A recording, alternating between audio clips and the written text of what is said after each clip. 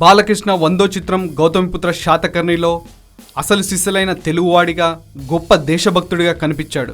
యుద్ధ సన్నివేశాల్లో అయితే విశ్వరూపాన్ని చూపించాడు. ముఖ్యంగా ఈ చిత్రంలో ఓ సన్నివేశం ఉంటుంది, అది ఎవరికీ అంతు చిక్కదు. ఉత్తర భారతాన్ని పరిపాలించే రాజు సహపానుడిపైకి యుద్ధానికి వెళ్లే సీన్ అది.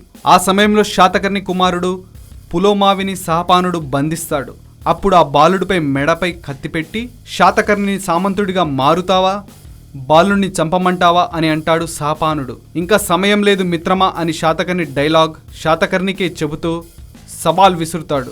అప్పటికే యుద్ధంలో శత్రువులు రక్తం మరగలతో ఎర్రటి కళ్ళతో గంభీరంగా కనిపిస్తున్నా శాతకర్ణి లొంగిపోతాడేమో అని ప్రేక్షకుడు అనుకునేలోపు కొదమసింహంలాగా బాలయ్యబాబు గుర్రంపై నుంచి దూకి ఓ సైనికుడి చేతిలోని డాలును అందుకుని విసురుతాడు. అప్పుడు ఆ బాలుడి మెడపై కత్తి పెట్టిన వాడి తలను తెంపేస్తుంది ఆ డాలు. ఆలోగా సహపానుడిని తన ఆధీనంలో తీసుకుంటాడు శాతకర్ణి. ఈ సీన్లో బాలకృష్ణ దుమ్ము లేపాడని, సినిమాలో ఈ సీన్ ప్రేక్షకుడికి ఉత్కంఠ రేపుతూ హైలైట్గా నిలుస్తుంది.